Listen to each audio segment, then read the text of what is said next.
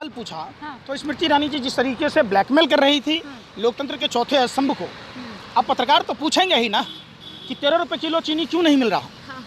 400 रुपये की सिलेंडर 200 रुपये में क्यों नहीं मिल रही है। हाँ। और अब तक जो 67 सालों में देश के प्रधानमंत्रियों ने कर्ज लिया था वो 55 लाख हजार करोड़ रुपया लिया था, और अब जो उसका बढ़कर 155 लाख करोड़ रुपया हो गया। तो आप सोचिए कि कहाँ 55 और कहाँ 155। उसके बाद मोदी सरकार ने 9 साल में कर्ज जो है तिगुना से अधिक कर दिया। 2014 में आप देखिएगा जिस समय देश में जो कर्ज था और जो कर्ज लिया गया उसके बाद जब इतनी तिगुना से भी ज़्यादा जो इजाफा हुआ हर हिंदुस्तानी पर, भारत की निश्चित तौर पर भारतीय जनता पार्टी के द्वारा आज जो तमाम इलेक्ट्रॉनिक मीडिया और प्रिंट मीडिया को खरीदा जा चुका है, और सच की एक बहुत बुरी आदत होती है कि वो जुबान पर आ ही जाती है।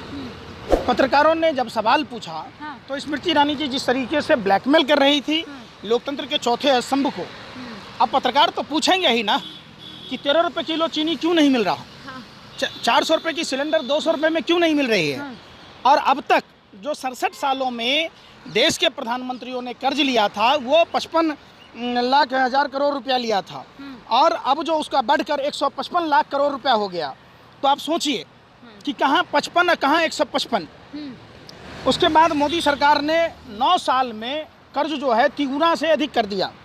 2014 में आप देखिएगा जिस समय देश में जो कर्ज था और जो कर्ज लिया गया उसके बाद जब इतनी तिगुना से भी ज़्यादा जो इजाफा हुआ हर हिंदुस्तानी पर, भारत की हर 143 करोड़ जो आबादी है उस पर 1,20,000 रुपये का कर्ज है।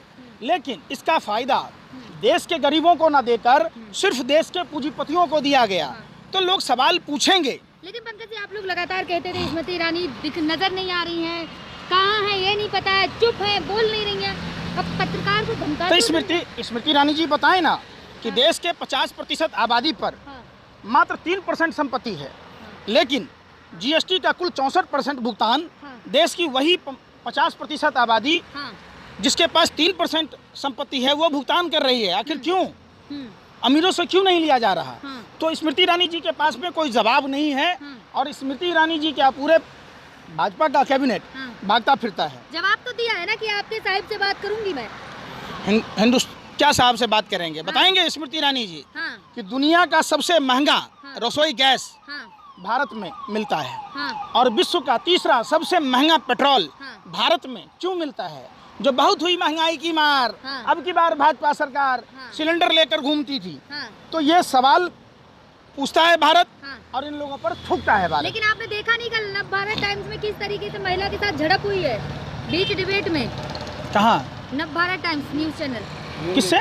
न्यूज 18। किससे डिबेट में? महिला से, जो डिबेट में बैठे थे लोग, उनसे आपस में लड़ाई हुई। ऐसा तो ना, किससे हुआ?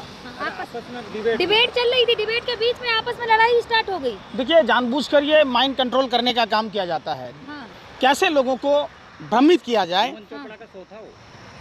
जिसमें सोब जमाई के ऊपर में लतम 70 वाली जो कोई डिबेट चल रही थी उसमें लड़ाई हुई। इसका आइडिया नहीं। अच्छा। लेकिन अभी जो वर्तमान में देश की परिस्थितियां हैं, उन परिस्थितियों में स्मृति ईरानी जी जो 2014 से पहले तांडव किया करती थी, आज वो स्मृति ईरानी जी चुप और मौन है। स्मृति ईरानी जी को जवाब देना चाहिए। पंकज जी, क्या लग रहा है जिस तरीके से बुलंदशहर में जो घटना हुई उसके बाद लगातार सुधीर चौधरी के शो या फिर और किसी नेशनल मीडिया की मैं बात करूँ, लगातार चल रहा था, मंदिर तोड़े जा रहे हैं, मूर्तियाँ तोड़ी जा रही हैं। देखिए, उसमें चारों के चारों आपको कौन मिले? बुलंदशहर में नल पर पानी नहाने गए दलित परिवार के लोगों को किस तरीके से मारा पीटा गया, उसी बुलंदशहर में जहां मंदिर पर हमले की बात थी वो चारों हिंदू ही थे। तो सोचिए, हिंदू परिवारों को किस तरीके से गलत इस्तेमाल किया जा रहा है। तो निश्चित तौर पर, और मीडिया जिस तरीके से तिहारी 2 कौड़ी का पत्रकार अपने ब्लैक एंड व्हाइट में बता रहा था, पहले डीएनए करता था, अब ब्लैक एंड व्हाइट, उसका पूरा शो ब्लैक ही ब्लैक है, कहीं से व्हाइट नजर नहीं आया। कह रहे थे मुस्लिमों ने किया है, मुस्लिमों आरोप लगा रहे थे मुस्लिमों पर। जनसंख्या की भी बात कर रहा था। जनसंख्या की भी बात कर रहे थे। देखिए, हमारे यहाँ बात है कि कैसे जाएं आपके यहाँ, तो ला उपला आग मांगने के बहाने जाएं। ये मीडिया के लोग लगातार जिस नफरती भाषा का यूज़ करते हैं, ये 2024 के चुनाव की तैयारी करते हैं। निश्चित तौर पर सुप्रीम कोर्ट को संज्ञान लेना चाहिए और तमाम जो मीडिया के लोग धर्म आधारित प्रोपेगेंडा फैलाते हैं उन पर रोक लगाना चाहिए। लेकिन वहीं पे जब वो हिंदू निकले तो न्यूज़ से ही गायब हो गया। हाँ, तो वो तो मैंने आपको बताया भी था कि ये लोग लगातार किस तरीके से सुधीर चौधरी भाजपा के एजेंडे को प्रमोट कर रहा है, चूँकि जानबूझकर ये जानता है कि अगर निष्पक्ष चुनाव हुए और चुनाव में अगर कोई धार्मिक एंगल ना ढूंढा गया तो भारतीय जनता पार्टी की जमानत जब्त हो जाएगी। गेमिंग लगातार जो ये देखिए क्या बोलते हैं।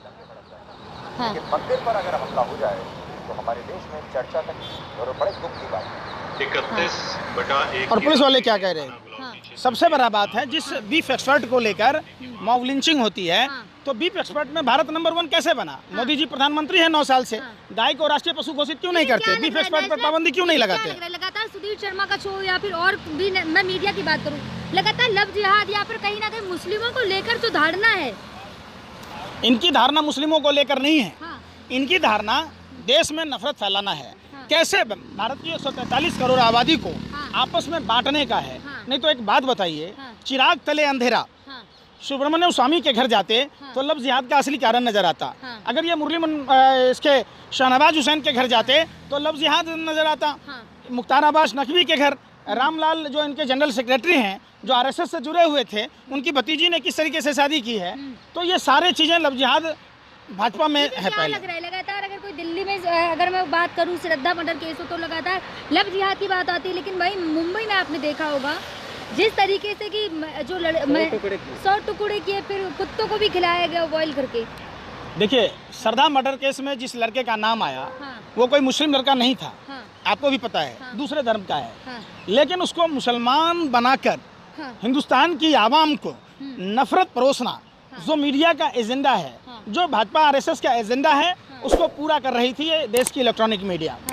तो निश्चित तौर पर देश की आवाम को समझना होगा और वारदात चाहे जो भी हो, किसी के साथ भी हो, हम सब भारतीयों को उसका निंदा करना चाहिए।